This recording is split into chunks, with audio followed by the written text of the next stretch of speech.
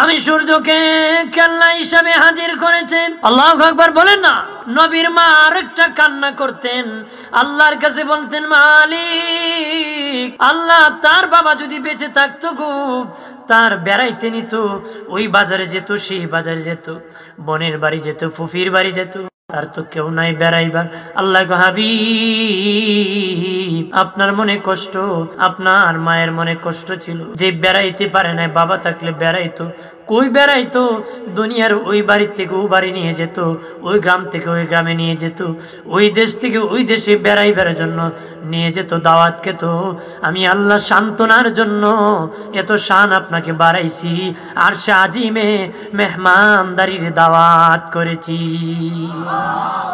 দুনিয়ার যত গাছ আছে সব গাছকে কাটিয়া যদি কলম বানানো হয়, আর যদি বাবাজি সমুদ্র, খাল, নদীর, সাগরের পানিকে যদি কালি বানানো হয়, আর নবীর শান যদি লেখা হয়, নবীর শান যদি লেখা হয় গো বাবাজি, বাবাজি কলম শেষ হবে, কালি শেষ হবে রে, আমার দিনের নবীর শান মান বলে শেষ হবে নারী। আরো জোরে কহ, জোরে বলে। আমার নবীর শান মান কত জানেন? নবীর নাম তাওরাত কিতাবের মধ্যে একবার পেয়ে কেটেছে, দুবার উঠে গেছে, 4 বার কাটছে, 8 বার উঠে গেছে, 8 বার কাটছে, 16 বার উঠে গেছে এক ইহুদি। এই সময় সূরা নসর নাজির হয়ে গেছে নবীর শেষ দিকে বিদায় লগ্নে। ওই ইহুদি বাবাজি কাটতে কাটতে এরকম 16 কাটছে, 32 জায়গায় এসে গেছে। আশ্চর্য হয়ে গেল যে মুসার নাম কাটিয়ে দিই এই কিতাব, আর মোহাম্মদের নাম কাটিয়ে লেখলে এখানে আবার মোহাম্মদ ডবল হয়ে যায়। দৌড়াইয়া তার পাশের বাড়ির নবীর শান কত জানুনি, আরেক ইহুদি বন্ধু ছিল, তার বাড়ি যায় দেখে ওই লোকটা আল্লাহর কালাম কোরআন শরীফ তেলাওয়াত করতেছে। কয় বন্ধু, তুমি না তাওরাতের হাফেজ, তুমি কেন রে কোরআন পড়তেছো? কো বন্ধু রে, এতদিন তাওরাতের হাফেজ ছিলাম, এবার আমি কোরআনের হাফেজ হব রে। আমি তাওরাতের মধ্যে মোহাম্মদ নবীর নাম পাইয়াম, একবার কাটছি 2 বার হয়ে যায়, পরের দিন 2 বার কাটছি 4 বার হয়ে গেছে, 4 বার পরের দিন কাটছি, এর পরের দিন 8 বার হয়ে গেছে, 8 বার কাটছি, এর পরের দিন 16 বার হয়ে গেছে। ওই তার বন্ধু ডেকে বলে, বন্ধু আমি আর ইহুদি নাই রে, আমি ব্যবসা করতে মদিনায় গিয়েছিলাম, সেখানে শুনেছি মোহাম্মদ নবী আগমন করছে, মক্কার মধ্যে গিয়েছিলাম, ওই নবীর কাছে মদিনায় গিয়েছিলাম, নবীর সাথে দেখা হয়েছে, আমি কালেমা পড়ে মুসলমান হয়ে গেছি, এখন কোরআনের হাফেজ হতেছি রে।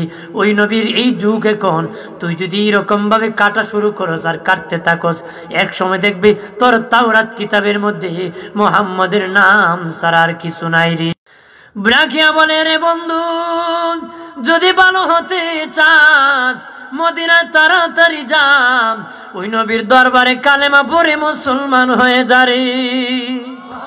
আর ধরে বলে, বন্ধুরে আমার, ওই লোক 8 দিনের রাস্তা যেদিন রওনা করেছে, আল্লাহর নবী ইন্তেকাল হয়ে গেছে, নবীর ওফাত হয়ে গেছে, 3 দিনের মধ্যে নবীকে দাফন করা হয়েছে, রওজা মুবারকে নবীকে রাখা হয়েছে।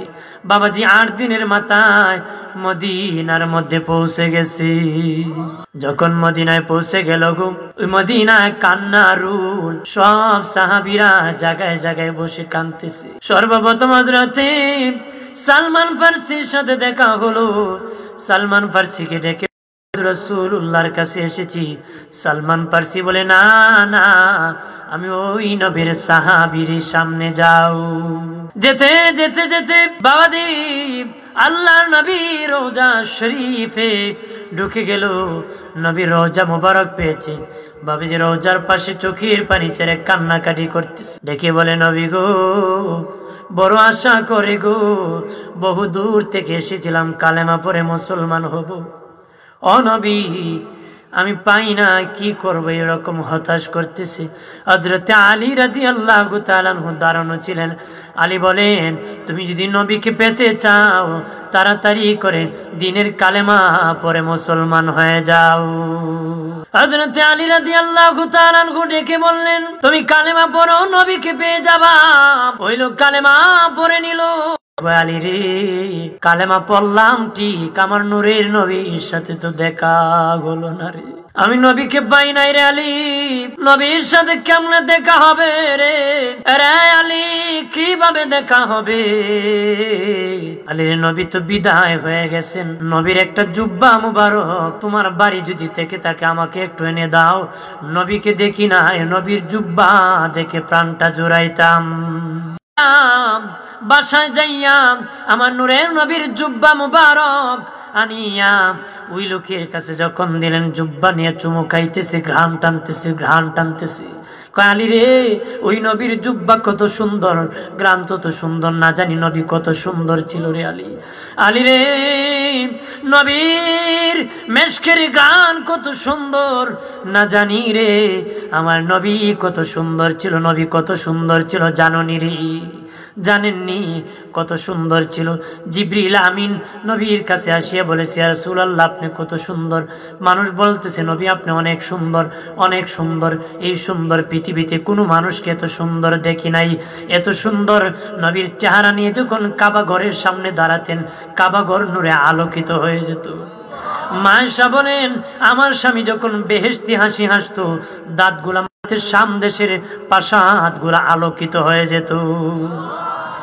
বাবাজি আনাস রাদিয়াল্লাহু তাআলা আনহু দাওয়াত করে নবীকে তার বাড়িতে নিয়ে গিয়েছেন। আনাসের মা একবার নবীর নূরের চেহারার দিকে তাকায়, আরেকবার পূর্ণিমার চাঁদের দিকে। বলতে পারি বাবা আনাস, পূর্ণিমার চাঁদের গায়ে কলঙ্কের দাগ আছে, আল্লাহর হাবিবের চেহারার মধ্যে কোনো কলঙ্কের দাগ নাই। বন্ধুরে আমার খেয়াল করেন ভালো করে, আমি জিবরিলের জীবনে কোনোদিন এত সুন্দর কোন নবী দেখি নাই। আল্লাহকে জিবরিল তুমি দেখবা কেমনে? আমি আল্লাহ তো আমার হাবিবের চেয়ে সুন্দর করে কোন নবী আমি পৃথিবীতে পাঠাই নাই। সুবহানাল্লাহ বলেন না? আর ওই নতুন মুসলমান দেখে বলে, আলী নবী কত সুন্দর ছিল রে, ওই নবী দেখি নাই, ওই নবী দেখি নাই রে। এমনি দুই হাত বাড়ায় কল্লা গো, নবী দেখতে এসেছি, কালেমা পড়েছি, এখন ডাইরেক্ট নবীকে দেখায় দাও। আর যদি আমার ইন্তেকালের আগে না দেখাও, এই মুহূর্তে আমি দোয়া করতেছি আমার ইন্তেকাল দিয়ে দাও, আমার নূরে নবীর সাথে যেন আমার দিদার হয়ে যায়। আমার ইন্তেকাল দিয়ে দাও, আমার এই মুহূর্তে যেন আমার নবীর সাথে আমার দেখা হয়ে যায়। আরো জোরে বলে, কারণ আগে যারা ইন্তেকাল করে, আগে যারা ইন্তেকাল করে, পরে যারা করে, আগে যারা করেছে তাদের সাথে দেখা হয়ে যায়। আগে যারা ইন্তেকাল করবে, পরে যারা করবে, তার সাথে তার ভালোবাসা থাকলে দেখা হয়ে যাবে। যদি উভয় জান্নাতি হয় তাদের সাক্ষাৎ হয়ে যাবে, ভালোবাসা থাকলে বুঝত বুজুর্গ। যেমন আম্মাজান খাদিজাতুল কুবরা, ওই যে আগে ইন্তেকাল করলে পরে যারা করে উভয় জান্নাতি হলে সাক্ষাৎ হয়ে যায়। এই ঘটনা বোঝানোর জন্য, কথা বোঝানোর জন্য বলতেছি। আম্মাজান খাদিজা ইন্তেকালের আগে বলেছিলেন, নবী আমি মরে গেলে গো আপনার পুরান একটা জামা দিয়ে কাফন পরায় দিয়ে। নবী কয় কেন? আমি তো নতুন জামাই দিব। নবী মা খাদিজা কয় না, পুরান জামা দরকার। যে নবীর গায়ে মশা মাছি বসে নাই, ওই নবীর জামা গায়ে দিয়ে কবরে নামলে আযাব কবরে ধরবে নারী। আম্মাজান খাদিজা বলেন, ইয়া রাসূলুল্লাহ সর্বপ্রথম আমার কবরে আপনি নামায় দিবেন, মাটি দিবেন, মাটি চাপা দিবেন, নিজ হাতে আমার মাথাটা কাবার দিকে ঘোরায় দিবেন, কাবার দিকে। আম্মাজান খাদিজা বলেন, ইয়া রাসূলুল্লাহ আমার ভয় হতেছে গো নবী, আপনি আমার রওজার পাশে দাঁড়ায় থাকবেন। নবীজি বলেন, রে খাদিজা ভয় করিও না রে, তুমি একা না রে, আমার দুইজন বিবি আগে ইন্তেকাল করে। তোমার যখন কবরে জিন্দা করা হবে, আমার আগের দুই বিবির সাথে তোমার দেখা হয়ে যাবে। ওই দুই বিবিকে আমি নবীর সালামটা তুমি দিও রে। আম্মাজান খাদিজা বলে, ইয়া রাসূলুল্লাহ আমি তো জানি আমার আগে কোনো বিবি নাই গো, দুই বিবি কারা আমার আগে ইন্তেকাল করেছে, তাদের সাথে আমার দেখা হয়ে যাবে, আর আপনার সালাম পৌঁছাবো। তারা আবার কারা? আমার আগে তো আপনার কোনো বিবি নাই। নবী বলেন, খাদিজা রে আমার আগের যুগে ফেরাউনের বিবি ছিল আসিয়া। আসিয়াকে ফেরাউন কত কষ্ট দিয়েছে, আঘাত দিয়েছে। ফেরাউন কত আঘাত করেছে, গরম বালি দিয়েছে। জিহ্বা পুরাই দিছে, কত শাস্তি করেছে। আসিয়া তারপর আল্লাহকে ভুলে নাই, আল্লাহর কাছে জান্নাত চেয়েছে। আল্লাহ ওয়াদা করেছে, আসিয়া তুমি জান্নাত চাইছো, শুধু জান্নাত দিব না, আমার যে ভালোবাসার হাবিবুল্লাহর বিবি হিসাবে তুমি আসিয়াকে আমি মনোনীত করব রে। আর একজন হলো ঈসা নবীর মা মরিয়ম, যার বাচ্চা হয়েছিল, স্বামী নাই। আল্লাহ বলেন মরিয়মের স্বামী নাই, ওই মরিয়মকে আমি এত ইজ্জত বাড়াই দিব, আমার হাবিবুল্লাহর বিবি বানাই দিব জান্নাতি। নবী বলে খাদিজা, তোমার আগে আমার দুই বিবি আসিয়া আর মরিয়ম, তাদের সাথে তুমি খাদিজার ইন্তেকালের পরে দেখা হয়ে যাবে রে। তারা তোমার আগে ইন্তেকাল করেছে, তুমি পরে ইন্তেকাল করবা, তাদেরকে আমি রাসূলুল্লাহর সালামটা পৌঁছায়া দিও রে। আর ওই লোক দোয়া করতে করতে আল্লাহর নবী রোজা মুবারকের মধ্যে ঘুমায় গেছে, ইন্তেকাল হয়ে গেছে। সাথে সাথে মাসুকে হাকিকির দরবারে চলে গেছে, আমার দিনের নবীর সাথে সাক্ষাৎ হয়ে গেছে। আরো জোরে বলে, এটা হলো প্রেমের খেলা, আশিক আর মাসুকের প্রেমের খেলা।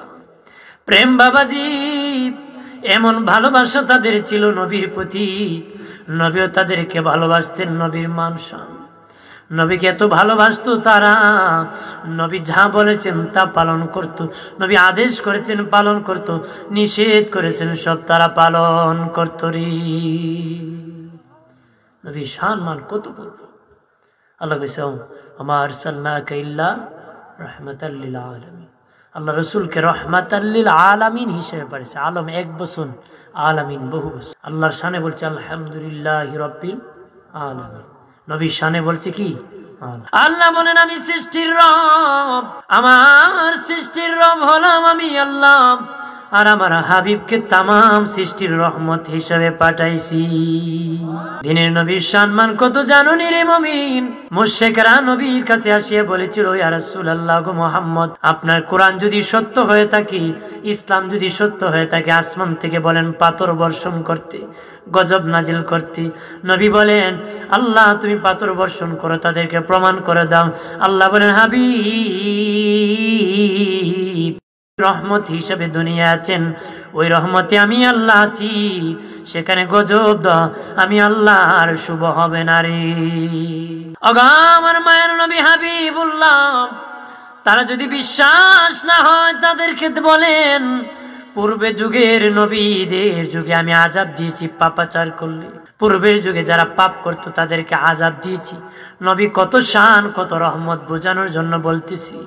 এমন রহমতের নবী বাবাজি, নবীকে আল্লাহ ডেকে বলেন তাদেরকে বলেন পূর্বে দিয়ে আমি গজব দিয়েছি, এই গজবের কথা তারা খেয়াল করে যেন, এখন গজব দিব না জানো নি, ওই রহমত আপনি এসছেন, এই রহমতে আমি আল্লাহ আছি, সেখানে গজব আমি দিতে পারি না রে। এই তাফসির করতে যায়, তাফসির আল্লাহ 13টা গজবের কথা আছে। কয়টা? অর্থাৎ আগে যদি কেউ মিথ্যা কইছে, জিহ্বা ঝুলে গেছে, জিহ্বা কি ঝুলে গেছে, অমান্য করেছে, জানোয়ার হয়ে গেছে, এরকম ভাবে ঘটনা। বানরের ঘটনা সকলেই জানেন, হুকুম লঙ্ঘন করেছে, বানর হয়ে গেছে। বাবাজি বানর হয়েছে, শকুনের ঘটনা জানেন না মনে হয়। বাবাজি হাতি আছে না, হাতিও মানুষ ছিল। হাতি এটা কেমন মানুষ ছিল? টাকাওয়ালা সম্পদশালী, সাথে ছিল অহংকারী লাওয়াচাত কর্মকর, ছেলে পুরুষ যে খারাপ কাজ করে এরকম কাজ করা তার কুস্বভাব ছিল। আল্লাহ বিরক্ত হইয়া তাকে হাতি বানাই দিছে।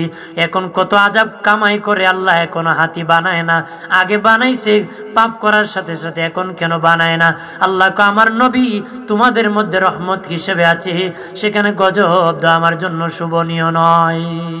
বিচ্ছু ছিল মানুষ, তার কাজ ছিল এক বন্ধু আর এক বন্ধুর মধ্যে পাটন সৃষ্টি করা, ঝগড়া বাজায় দেওয়া, দুই বন্ধুর ভালো সম্পর্ক খারাপ সম্পর্ক লাগায় দেওয়া, পিতা পুত্রের মধ্যে ঝগড়া লাগায় দেওয়া। এখন আমাদের দেশে যারা ঝগড়া বাজায়, এরে মানুষ বাপরে যে জাত বিচ্ছু কয় না, বাবার ইলা যে জাত বিচ্ছু। পূর্বের যুগের ঘটনা লেখছে, বিচ্ছু ছিল মানুষ। ও কেমন মানুষ ছিল? মানুষের মধ্যে ঝগড়া বাজায়, এরকম মানুষের মধ্যে যখন মায়ের দাঙ্গা বাজায় দেয়, আল্লাহ বিরক্ত হইয়া তাদেরকে বিচ্ছু বানাই দিয়েছে। নাউজুবিল্লাহ বলেন। ওই যে ঘইসাপ আছে, ওই ঘইসাপ ছিল মানুষ। বাবাজি আড়ালের মধ্যে দাঁড়াইয়া ডাকাতি করত, চুরি করত, এখন চোরের অভাব নাই, অভাব সুর আছে, আমরা দেশে স্বভাব সুর আছে। স্বভাব সুর চিনেননি বাবাজি? অভাব সুর হলো যারা গাতা চুরি করে, গরু চুরি করে, মোবাইল চুরি করে, এরা হলো অভাব সুর। আর স্বভাব সুর তারা সরকারি দায়িত্ব পেয়ে চেয়ারে বসে পাল্টা খায়া যারা ঘুষ খায় তারা স্বভাব সুর। সরকার বেতন দেয় কিন্তু এরপরে খায়। দোস্ত বুজুর্গানারে অপ্রাণের বাবাজি, চোরের অভাব না, চুরি করার কারণে সাপ বানিয়ে দিছে গো। এরকম ভাবে 13টা আলামত আছে বাবাজি। পাপ করেছে সাথে সাথে পানিশমেন্ট দিয়েছে, আল্লাহ পানিশমেন্ট দিয়েছে। পাপ করেছে পানিশমেন্ট দিয়েছে, কিন্তু এখন পাপ করে কেন পানিশমেন্ট দেয় না? নবীর শান মান কত বেশি জানেননি? আল্লাহ কো নবীর শান, নবী রহমাতাল লিল আলামিন, রাহমাতাল লিল আলামিন। আমার হাবিব তোদের মধ্যে আছে রে, এই জন্য আমি গজব দেই না, কাফেরও দেই না, মুসলমানরে দেই না, বেঈমানরেও দেই না, মুসলমানরে দেই না, ইমানদারে দেই না। ইমানদারের খেতে বৃষ্টি দিই, বেঈমানের খেতে বৃষ্টি দিই। ইমানদারের খেতে দান দিই, বেঈমানের খেতে দান দিই। ইমানদারের খেতে সবজি দিই, বেঈমানের খেতে সবজি দিই। আমি আল্লাহ সমানভাবে রহমত বন্টন করতেছি রে। কেন জানোস রে? আমার হাবিব রহমাতাল লিল আলামিন আছে, এখানে গজব দিলে আমি আল্লাহর জন্য শোভনীয় হবে না রে। আর নবীর সম্মান কত জানেননি? কোন নবী তার উম্মতকে কবরে সাহায্য করবে কথা নাই, কোন কিতাবের মধ্যে নাই। কোন নবীর উম্মত কবরে জাহান্নামী হয়ে ঢুকবে, হাসরের দিন জান্নাতে উঠবে এমন কথা নাই। উম্মতে মুহাম্মদীর ব্যাপারে আসছে, তারা জাহান্নামী হয়ে কবরে ঢুকবে, হাসরে জান্নাতে উঠবে। তাদের নবী কবরের সাথে তারা দেখা হয়ে যাবে। নবী বলেন, উম্মত রে, তোকে যখন কবরে রাখা হবে রে, যখন তোকে নামায় দিবি, বাঁশ দিয়ে যখন মাটি চাপা দিবি, সবাই চলে আসবে। তোকে যখন জিন্দা করা হবে, তখন তোর ভাই পাবে না, বোন পাবে না, বিবি পাবে না, সন্তান পাবে না, আত্মীয় পাবে না, ইমাম পাবে না, কাউকে পাবে না। তখন তুই যদি আমার আশিক কামেল, আমার পাগল হয়ে থাকুস, জিন্দা কর আমার তো আমি রাসূলুল্লাহকে দেখতে পাবে রে। আর জোরে বলে, আর জোরসে বলেন। বন্ধুরে আমার, উম্মতে মুহাম্মদীর ব্যাপারে আসছে, তারা জাহান্নামী হয়ে কবরে ঢুকবে, হাসরের দিন জান্নাতি হয়ে উঠবে। কেন জানো নি? দিনের নবী বলেন সদকায়ে জারিয়া, সে যখন মরে যাবে 50টা নেকি নিয়ে মরছে, 100টা গুনাহ নিয়ে মরছে, জাহান্নামীয়া ঢুকছে। কিন্তু কবরে যখন গেছে, তার ছেলে এরকম মাহফিল করাইছে, মসজিদ বানাইছে, মাদ্রাসা বানাইছে, বাবার জন্য দোয়া করেছে, সব মাহফিল করেছে। দোয়া করতে করতে সব বাবার কবরে পৌঁছতে পৌঁছতে পৌঁছতে পৌঁছতে ইসরাফিল যেদিন বাঁশি বাজায় দিবে গো বাবাজি, 150 নেকি হয়ে যাবে। গুনাহ 100, নেকি 150। ওই দিন দেখা যাবে তার নেকি বেশি, গুনাহ কম। সামান্য পরিমাণ নেকি যার বেশি, তার জান্নাতের মেহমান হয়ে যাবে। আরো জোরে বলে। এই জন্য নেককার আওলাদ রেখে যাবেন রে। বাবাজি নূরপুর বোয়ালজোর বালাগঞ্জের বাবাজি মনোরোধ করে বলে, নেককার বাচ্চা রেখে যাবেন, নিজে নেককার হবেন। বাপ ভালো তো বেটা ভালো, মা ভালো তো মেয়ে, গাই ভালো তার বাছুর ভালো, ঘি ভালো তার ঘি ভালো, দুধ ভালো তার ঘি ভালো। বাবাজি এই জন্য নিজে হতে হবে ভালো। আমি প্রথমেই বলেছিলাম, ভালো হলে ভালোর ঘরে ভালো হয়, মন্দর ঘরে মন্দ হয়। নিজে ভালো মানুষ হতে হবে। এই জন্য প্রাণের বন্ধুরা, নবীর শান কত জানুনি? ওই আয়াতে রাহমাতাল লিল আলামিনের তাফসিরে বলেছে, কিয়ামতের দিন কাফেরের জন্য নবী রহমত, মুমিনের জন্য রহমত, এমন কি স্বয়ং আল্লাহর জন্য আমার নবী রহমত। আমার নবী কত রহমত জানুনি রে। এই বাবাজি, ইসরাফিল বাঁশি বাজাইতে চাবে গো। ইসরাফিল আল্লাহর কাছে বলবে, মালিক আমি যদি বাঁশি বাজাই দিই, তোমার বন্ধু রাগান্বিত হবে। আগে হাবিবকে রওজাত থেকে ওটা, নবীর সম্মান কত শুনে যাও রে। ও সিলেটের বালাগঞ্জের বাবাজি ভালোভাবে শুনে নাও বন্ধুরা রে, নবীর সম্মান কত জানোনি? আল্লাহ বলবেন, জিবরিল আমার বন্ধুরে রওজাত থেকে দাওয়াত দিয়ে উঠে নাও, 70,000 ফেরেশতা নিয়ে তুমি যাও। জিবরিল বলবে, আল্লাহ তোমার হাবিবের রওজা কোথায়? সমান হয়ে গেছে পৃথিবীর সমতল, কোন দিকে গেলে পাবো নবীর রওজা? আল্লাহ বলবেন, এই সোজা বরাবর যাও, আমার নূরের নবীর রওজার উপর নূরের বাতি জ্বলতেছে। আল্লাহ নিজে কোরআনে নবীকে বলেছেন নূর। আল্লাহ বলেন কাদ অবশ্যই যা তিনি আসিয়াছেন কোন তোমাদের নিকটে মিনাল্লাহ আল্লাহ হইতে নূর নবী মুহাম্মদুর রাসূলুল্লাহ সাল্লাল্লাহু আলাইহি ওয়াসাল্লাম ওয়া কিতাবুম মুবিন প্রকাশ্যে 30 পারা কালামুল্লাহ শরীফ। আরো জোরে বলে। অনেক ভাই সাহেবেরা একতলাপ করে ওই নূর দ্বারা কোরআনকে বোঝানো হয়েছে। ভাই সাহেব আপনার ঘরে যদি তাফসিরে জালালাইন শরীফ থেকে থাকে, জগৎ বিখ্যাত হাফিজুল হাদিস আল্লামা ইমাম জালালউদ্দিন সুয়ুতী তাফসির করতে নূরের দ্বারা বলেছে হুয়ান নবী সাল্লাল্লাহু আলাইহি ওয়াসাল্লাম। উনি বলেন ওই নূর দ্বারা আমার দ্বীনের নবীর নূর মোবারক বোঝানো হয়েছে। আরো জোরে বলে। বন্ধুরে আমার আল্লাহ ডেকে বলবেন যাও যাও জিবরিল 70,000 ফেরেশতা লইয়া যাও ওই সুজা বরাবর যায় দেখবারে আমার নূরের নবীর রওজার উপর নূরের বাতি জ্বলতেছে।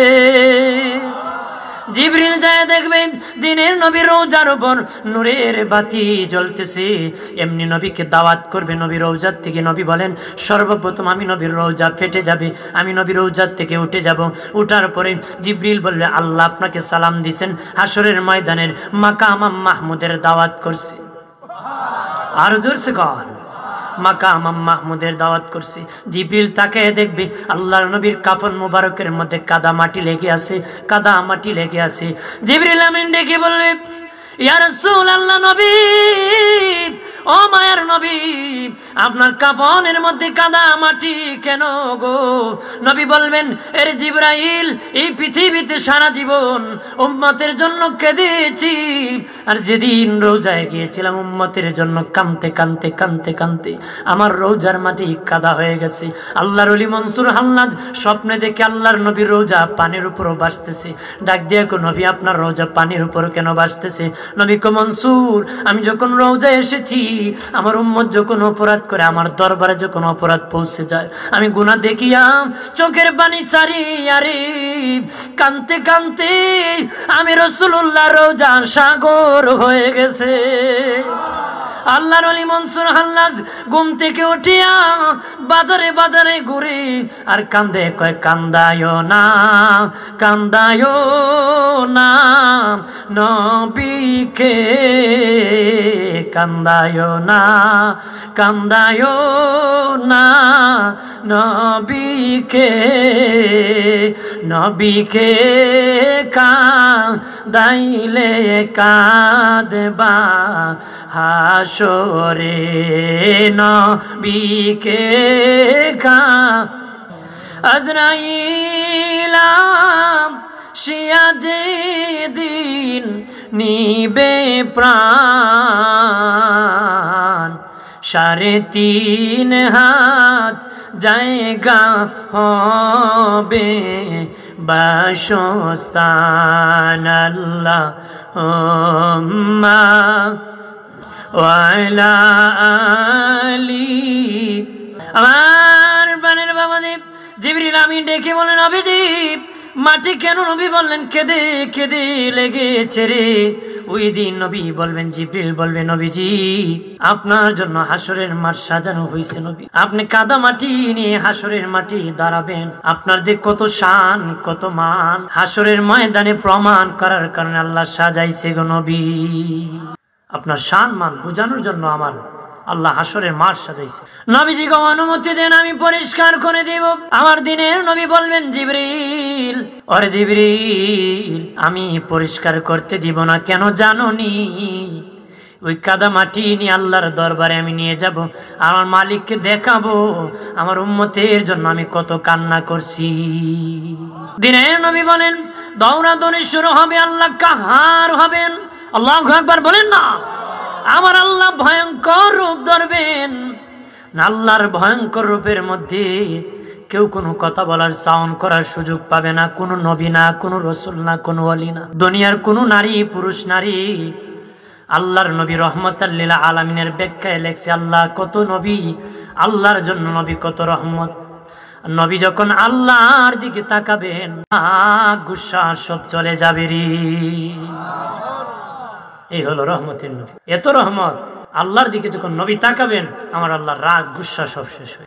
আর সব উম্মতেরা দৌড়াইয়া সব নবীদের কাছে দৌড়তে সব নবী নাফসি নাফসি নাফসি নাফসি নাফসি বলবে। এমনকি মুসা নবীর মতন নবী বাবাজি আরশের কুটির মধ্যে দৌড়ে কইব, আল্লাহ কইতো না আমার বিবিরে বাঁচাও, আমার সন্তানরে বাঁচাও, আমার মুহাম্মদ রে বাঁচাও। মুসার মতন জলিল কদর পয়গম্বর বলবে, আল্লাহ আমারে বাঁচাও, সেজদার সমান হবে না রে। আর ওই দিন নবী কান্না দিবেন, ওই দিন নবী কান্না দিবেন।